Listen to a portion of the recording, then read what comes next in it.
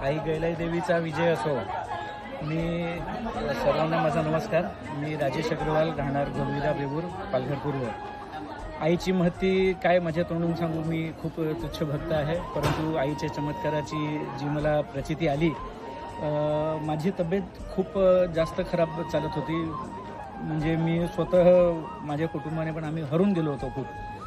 इकडे नजीकच्या साखरे गावातल्या माझ्या स्टेनो आहेत टायपिस्ट किंवा कल्पेश पाटील, त्यांनी मला सांगितलं की सर म्हणे तुमची तब्येत एवढी जास्त खराब आहे, मला बघवत नाही, तुम्ही एक काम करा, आमच्या गैलाई देवी आहेत नवजेतल्या, तर मी पण नवस घेते आणि वहिनींना पण सांगते नवस घ्यायला, आणि सर तुम्ही ताबडतोब बरे व्हाल, माझी श्रद्धा आहे म्हणे।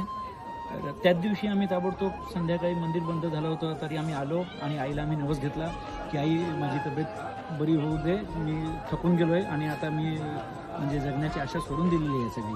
आणि आईची कृपा बघा, चमत्कार की 2 दिवसात आज मी आईचे दर्शन घेऊन गेलो आणि तिसऱ्या दिवशी माझी तब्येत, सकाळी उठलो आणि अचानकपणे जे आपण म्हणतो ना की चमत्कार व्हावा, तर तो चमत्कार जो एक प्रचिती मला आली, त्याच्याकरता मी आईचा ऋणी राहीन खूप।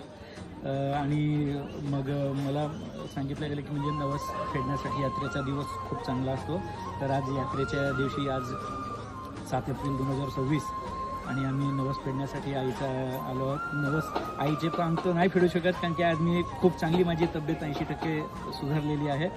तर आज ही मुलाखत देण्याचं कारण एवढंच की जसं मला आईबद्दल माहीत पडलं आणि मला फायदा झाला, तसं अख्ख्या जगात संसारात लोकांना हे आईची महती कळावी, लोक आईच्या शरण यावेत आणि आईने त्यांच्यावर पण कृपादृष्टी करावी आणि लोकांना एक जगण्याची नवीन उमेद मिळावी, तर त्याकरता फक्त हे एवढीशी मुलाखत देण्याचं कारण आहे।